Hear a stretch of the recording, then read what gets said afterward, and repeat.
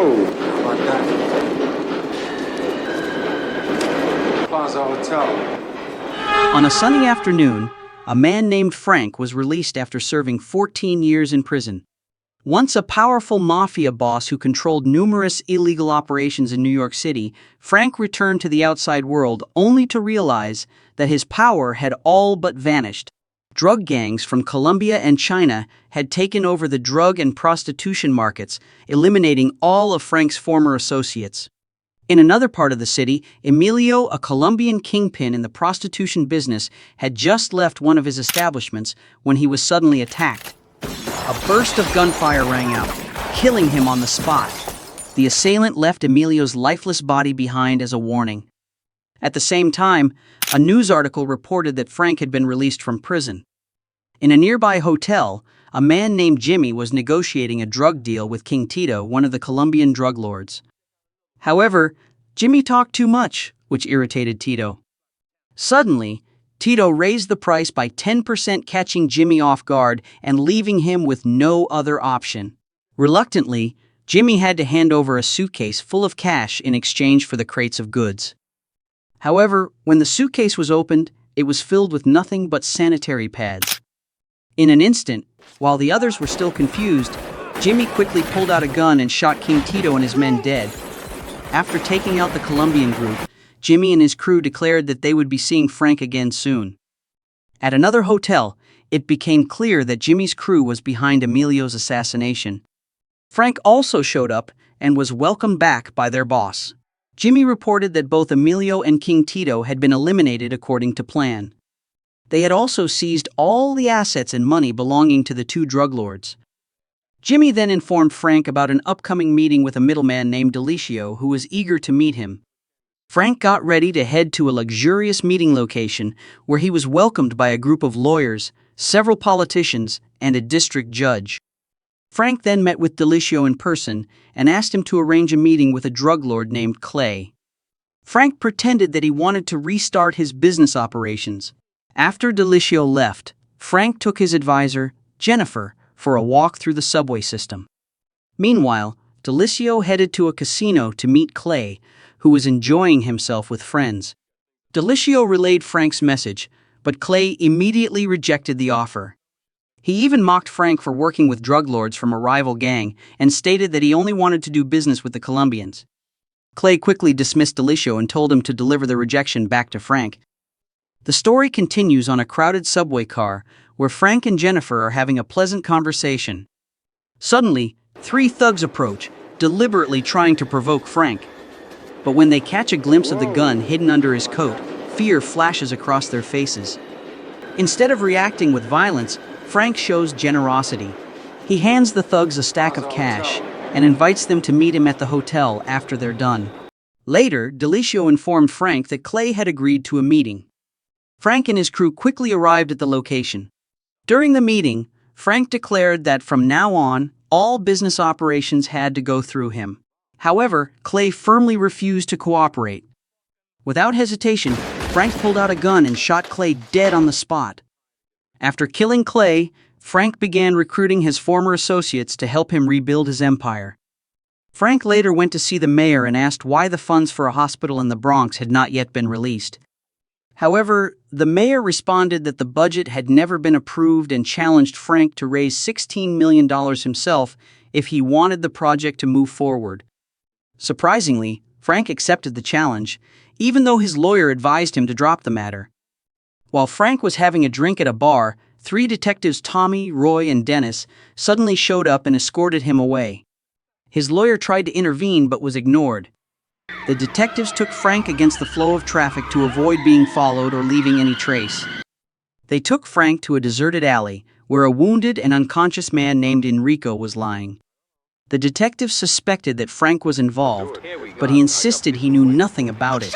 This angered them, but without any evidence, they were forced to let him go. Enrico was, in fact, a Colombian drug lord. The detective suspected Frank was behind the deaths of the three previous drug lords, as everything had started happening right after he was released from prison.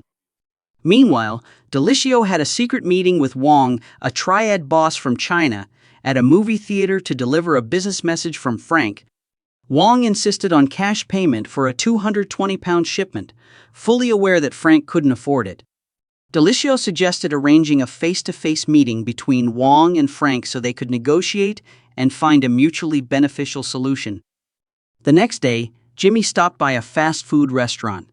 There, he generously gave money to an elderly woman and her grandchildren. Suddenly, detectives and police appeared out of nowhere and staged an ambush. Surrounded with no way to escape, Jimmy was arrested on the spot.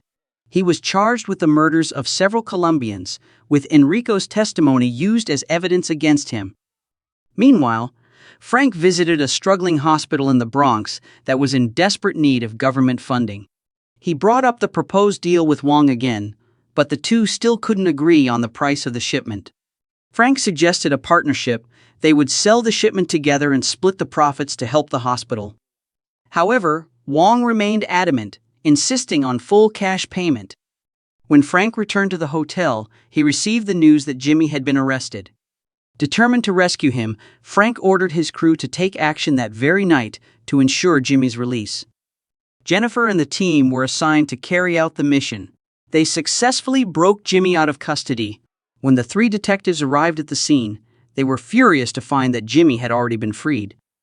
Jennifer warned the detectives that if they didn't cooperate, the case would be taken to court. Not long after, in Chinatown, Frank and his crew quickly located the Chinese gangs.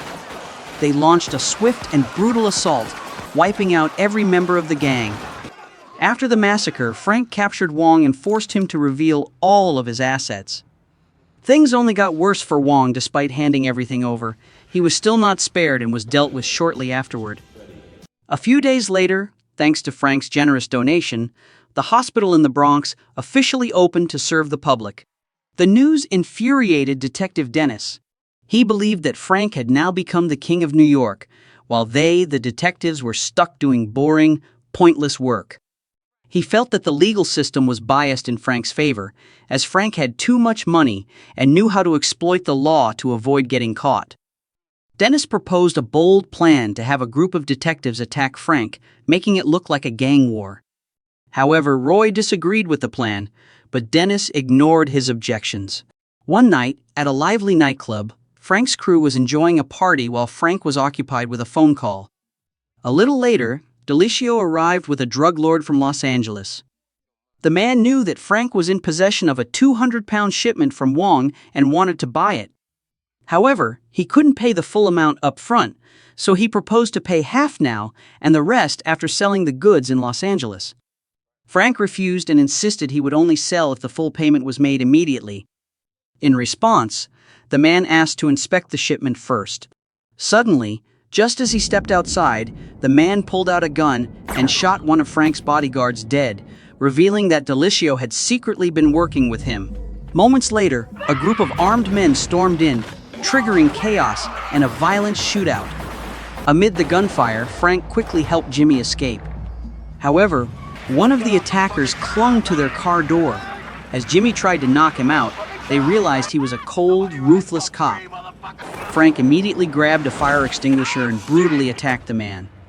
Seeing their comrade taken down, the remaining attackers retreated and reported back to Chase. At that moment, the identities of the attackers were revealed. They were none other than detectives Tommy and Dennis. A high-speed chase broke out, accompanied by constant gunfire. After a long pursuit, Frank finally managed to escape successfully. Tommy and Dennis lost track of Frank and Jimmy in the car area.